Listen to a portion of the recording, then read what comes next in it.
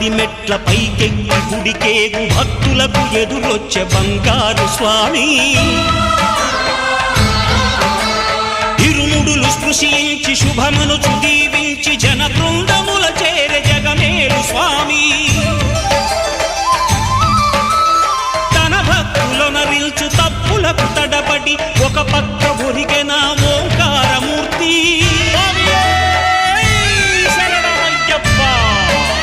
స్వాములందరూ తనకు సాయము కాగా ధీమంతుడై లేచే ఆ కన్య స్వామి పట్టబంధము వీడి భక్తతతికై